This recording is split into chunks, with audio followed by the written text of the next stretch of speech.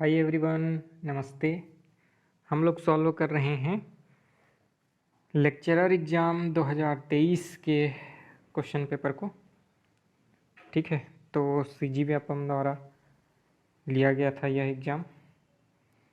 बहुत सारे क्वेश्चन हमने सॉल्व कर लिए हैं। इसी क्रम में यह अगला वीडियो है। 1 से 33 तक के क्वेश्चन को सॉल्व कर लिए हैं हम। अब आगे के क्वेश्चन को हम इस वीडियो में सॉल्व करेंगे। ठीक है, 2023 में जो अभी अभी 10 जून को हुआ था उसी का यह सॉल्यूशन है। तो चलिए देखते हैं। Next question number 34 is lab frame जड़त्वीय निर्देश फ्रेम से देखने पर एक कण और एक फ्रेम दोनों एक ही कोणीय वेग के साथ एक ही अक्ष के सापेक्ष घूमते हैं। कण घूर्णन की अक्ष पर स्थित नहीं है। तो घूर्णी फ्रेम से देखने पर, ठीक है, इस प्रकार से है। ये घूर्णन करने वाला पाथ है, यहाँ एक्सिस है। अब यहाँ पर एक कण जो है घूर्णन कर रहा है, यहाँ पर स्थित एक कण जो है इसमें घूर्णन कर रहा है, और एक दूसरा फ्रेम यहाँ पर लगा हुआ है। इस प्रकार से एक फ्रेम वो भी घूर्णन कर रहा है। ठीक है, तो ये कण और घूर्णन फ्रेम अलग अलग हैं लेकिन एक्सिस पर स्थित नहीं है। ठीक है, एक अक्ष के सापेक्ष जो है घूमते हैं दोनों, कण भी और जो फ्रेम है वह भी। ठीक है, एक जड़त्वीय निर्देश फ्रेम के सापेक्ष। ठीक है, अगर कोई ऑब्जर्वर यहाँ से देखे पॉइंट ओ से, तो ये फ्रेम भी घूम रहा है, ये पॉइंट पी भी घूम रहा है। ठीक है, दोनों घूम रहे हैं। तो अब हमको बताना है कि अपकेंद्रीय बल शून्य है लेकिन कोरियोलिस बल अशून्य है, या फिर अपकेंद्रीय बल अशून्य है लेकिन कोरियोलिस बल शून्य है, या फिर अपकेंद्रीय और कोरियोलिस बल दोनों ही शून्य है, या फिर अपकेंद्रीय बल और कोरियोलिस बल दोनों ही अशून्य है, नॉन जीरो हैं। ठीक है, तो कौन सा होगा इसका सही उत्तर? तो इसका सही उत्तर होगा कि अपकेंद्रीय बल जो सेंट्रीफ्यूगल फोर्स है वो जीरो नहीं है, नॉन जीरो है, मतलब वो उसका कुछ वैल्यू है। ठीक है, लेकिन कोरियोलिस बल शून्य है। ठीक है, इस प्रकार से अगर हम यहाँ से देखेंगे, ठीक है, तो एक फ्रेम यहाँ लगा हुआ है और एक पार्टिकल यहाँ पर स्थित है। तो अगर हम यहाँ से ऑब्जर्व करेंगे तो हमको अब, ठीक है, अब केंद्रीय बल जो है नॉन जीरो प्रतीत होगा, जो कि जीरो नहीं होगा। मतलब केंद्र की ओर केंद्र से बाहर की ओर जो है एक फोर्स लगता हुआ प्रतीत होगा, ऐसे बाहर की ओर फोर्स लगता हुआ, पुश होता हुआ फील होगा। लेकिन कोरियोलिस बल जो है फील नहीं होगा, कोरियोलिस बल का वैल्यू जीरो होगा। ठीक है, तो ऑप्शन बी यहाँ पर सही उत्तर है। अगला प्रश्न है, एक ट्रांसफार्मर के प्राथमिक कुंडली द्वारा खींची गई धारा की गणना करें जो 20 ओम प्रतिरोध के एक उपकरण को संचालित करने के लिए 200 वोल्ट से 20 वोल्ट तक नीचे जाती है। ट्रांसफार्मर की दक्षता एफिशिएंसी 80% है। ठीक है, तो यहाँ पर बोल रहा है कि एक ट्रांसफार्मर के प्राथमिक कुंडली द्वारा कितना करंट लिया जाएगा प्राइमरी कॉइल द्वारा, ठीक है, जो कि 20 ओम प्रतिरोध के उपकरण को संचालित करने के लिए 200 वोल्ट को, है ना, 200 वोल्ट इधर जो है एंट्री में 200 वोल्ट रहता है, उसको 20 वोल्ट में चेंज कर देता है ना, 200 वोल्ट को डाउन कर देता है। स्टेप डाउन ट्रांसफार्मर है, तो 200 वोल्ट को 20 वोल्ट कर देता है। ठीक है, और 80% उसकी एफिशिएंसी है।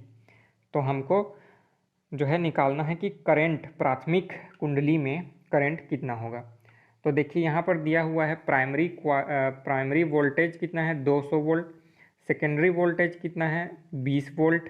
ठीक है, और हम जानते हैं करंट बराबर होता है आई एस, जैसे अगर सेकेंडरी की बात करें तो हम वी एस अपॉन आर हो जाएगा। ठीक है, सेकेंडरी करंट कितना हो जाएगा वी एस अपॉन आर, तो वी एस कितना है 20 है। ठीक है, और आर मतलब रेजिस्टेंस कितना है 20 ओम है, तो कितना हो जाएगा 1 एम्पियर का करंट सेकेंडरी कॉइल में 1 एम्पियर का करंट होगा। हमको निकालना है प्राइमरी कॉइल में, यानी आई पी निकालना है। आई ए बराबर है 1 एम्पियर।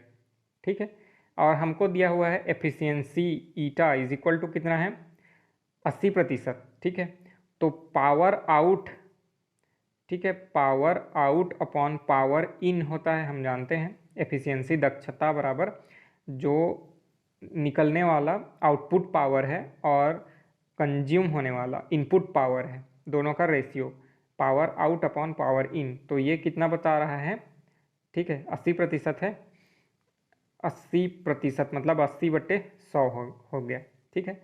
तो पावर आउट कितना होगा, P S sorry I S V S, मतलब जो सेकेंडरी कॉइल में है वही पावर आउट है, तो आई एस वी एस, और नीचे कितना हो जाएगा, ये हो जाएगा आपका वी पी आई पी, मतलब कि वोल्टेज प्राइमरी कॉइल में और करंट प्राइमरी कॉइल में, दोनों का मल्टीप्लिकेशन, और ऊपर में हो जाएगा वी एस आई एस, ठीक है, इज इक्वल टू हो जाएगा 80/100, करके देखते हैं, ठीक है। तो 80/100, ठीक है, यहाँ पर कर ले रहा हूँ, 80/100 is equal to V S I S upon V P I P, ठीक है। वी एस कितना है, ये है 20, आई अभी हमने निकाला 1 एम्पियर आई एस है ना, वी पी कितना है 200 वोल्ट, ठीक है। आई पी कितना है हमको नहीं पता, इसी को तो निकालना है, तो आई पी लिख देते हैं, इसको हम कैंसिल आउट करा सकते हैं, ठीक है। तो ये 1/10 हो जाएगा, 10 को इधर मल्टीप्लाई करेंगे तो ये हो जाएगा 800, ठीक है, यहाँ से कैंसिल आउट करा देंगे, ठीक है। तो हो जाएगा 8/1 इज इक्वल टू 1/IP, तो इसको हम उल्टा करेंगे, ठीक है। ये हो जाएगा आपका, एक मिनट, ये हो जाएगा आपका IP इज इक्वल टू 1/4, ठीक है, 1/4, और ये होगा 0.125, ठीक है, 0.125 एम्पियर, तो इतना करंट होगा।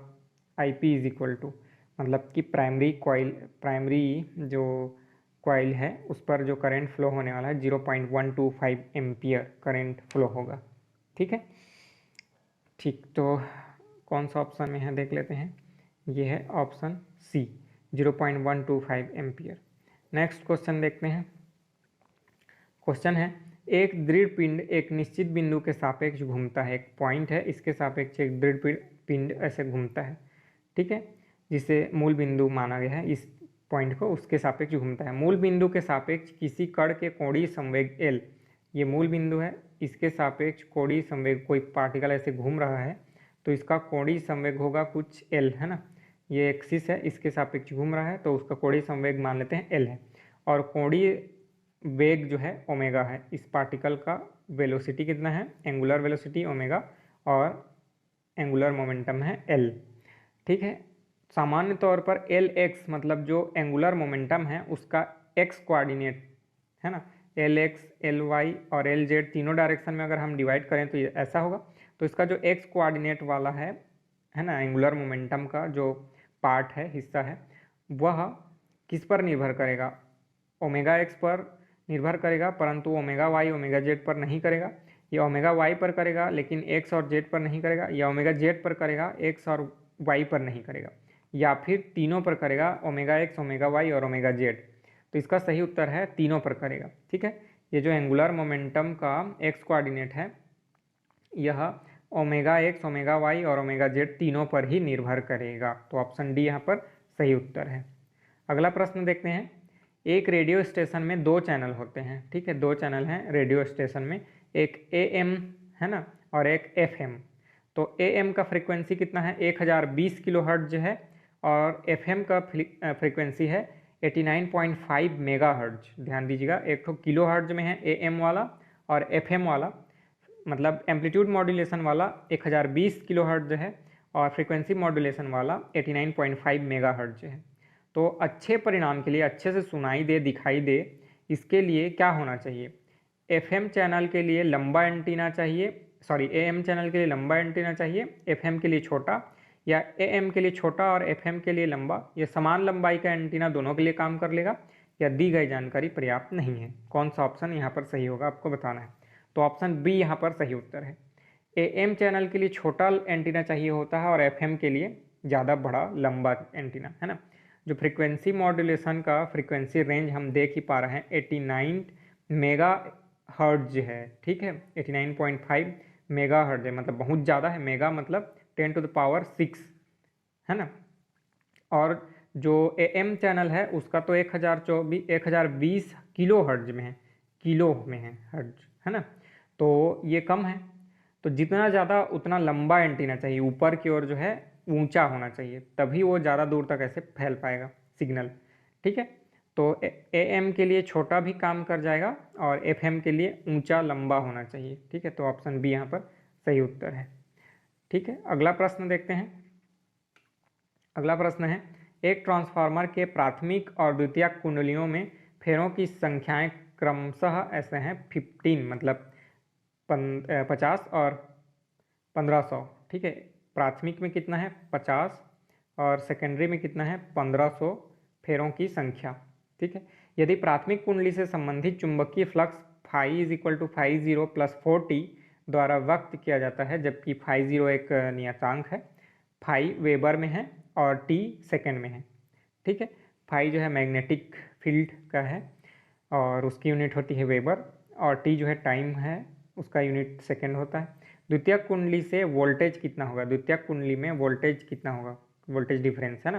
प्राथमिक में फेरों की संख्या 50 है, द्वितीयक में 1500 है। अब वोल्टेज डिफरेंस हमको निकालना है ना। चुंबकीय फ्लक्स का वैल्यू ऐसे दिया हुआ है, phi is equal to phi 0 एक कांस्टेंट है, प्लस 4t, ठीक है, इस प्रकार से दिया हुआ है। तो हम जानते हैं कि जो वोल्टेज होता है EP अगर हम डिनोट करें प्राइमरी में, ठीक है, तो ये होता है d∅dt, ठीक है। पोटेंशियल का, सॉरी वोल्टेज बोल दिया मैं, ये इलेक्ट्रिक फील्ड है। हम जानते हैं electric field is equal to negative gradient of potential, electric potential which is denoted by phi. तो इलेक्ट्रिक पोटेंशियल को फाई से डिनोट करें, ठीक है, तो वो होता है नेगेटिव ग्रेडियंट, है ना, इसका इलेक्ट्रिक फील्ड, ठीक है। तो एक मिनट, कहीं मिस्टेक तो नहीं हो रहा है। चुंबकीय flux phi is equal to इतना है, ओह सॉरी, यहाँ पर ये वो वाला फॉर्मूला यूज़ नहीं होगा। ये है आपका EMF, प्राइमरी कॉइल में EMF electromotive force EMF is equal to d∅dt होता है, हम जानते हैं d∅dt मतलब कि फ्लक्स में परिवर्तन का दर जो होता है, इलेक्ट्रोमोटिव फोर्स होता है EMF, है ना। EMF is equal to d∅dt, यही वाला फार्मूला यूज़ होगा।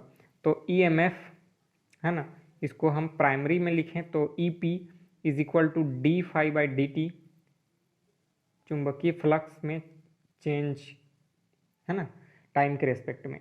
तो EP is equal to d∅dt, तो d/dt कर लेते हैं, और फाई का वैल्यू दिया ही हुआ है, कितना दिया हुआ है फाई 0 + 4t, डिफ्रेंसिएशन करेंगे तो फाई 0 तो कांस्टेंट है, 0 हो जाएगा, बचेगा क्या 4, है ना, टी के रेस्पेक्ट में डिफ्रेंसिएशन है। तो EP इज इक्वल टू हो जाएगा 4 वोल्ट, ठीक है, 4 वोल्ट प्राइमरी में, ठीक है, प्राइमरी में कितना 4 वोल्ट, ठीक है। अब सेकेंडरी में हमको निकालना है ना, तो ये हो गया primary, sorry secondary upon primary voltage in secondary upon voltage in primary, ये होता है आपका NS/NP, ठीक है। NS/MP मतलब number of coil in secondary upon number of coil in coil, नहीं मतलब फेरों की संख्या, है ना, number of round in secondary coil upon number of rounds in primary coil. तो ES/EP, ES का वैल्यू हमको नहीं पता, सेकेंडरी वाला, प्राइमरी में होता है 4, ठीक है।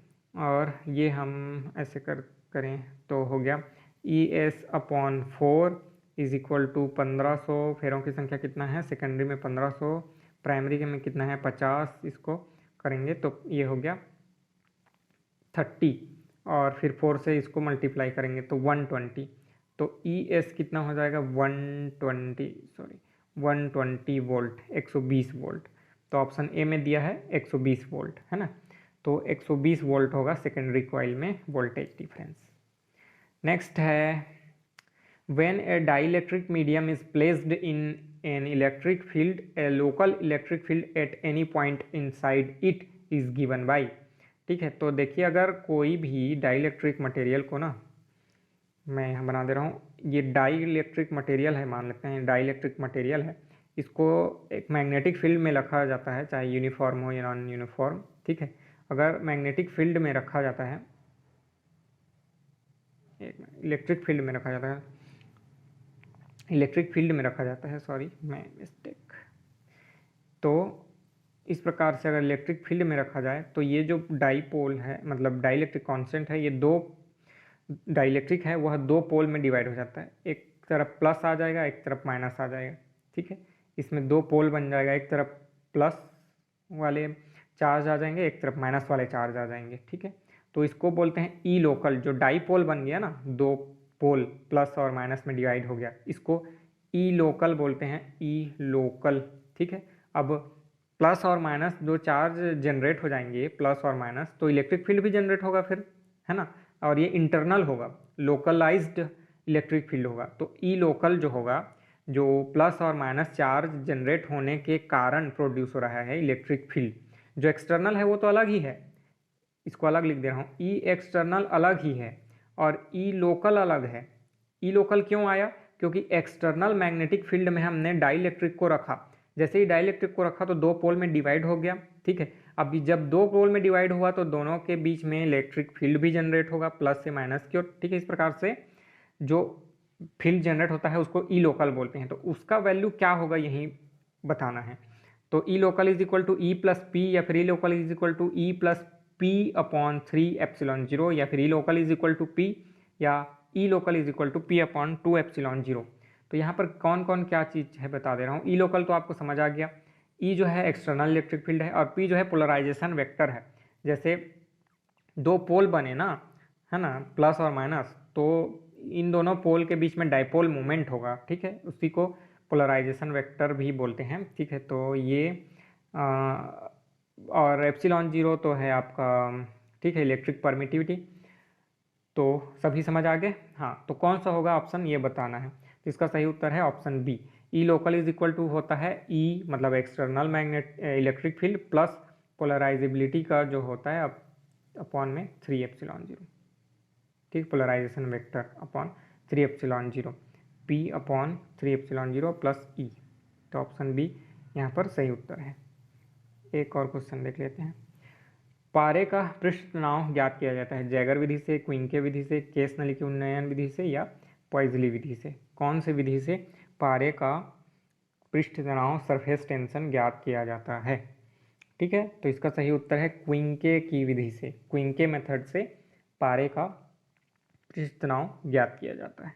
ठीक है, ठीक, तो इस वीडियो को इतना ही रखते हैं। आपको कोई भी डाउट हो अभी तक जो मैंने पढ़ाया इस वीडियो में, तो आप कमेंट करके पूछ सकते हैं, और अगले वीडियो के लिए चैनल सब्सक्राइब कर सकते हैं, आपको नोटिफिकेशन मिल जाएगा। ठीक है, मिलेंगे अगले वीडियो में, तब तक के लिए नमस्ते, थैंक यू, स्टे सेफ।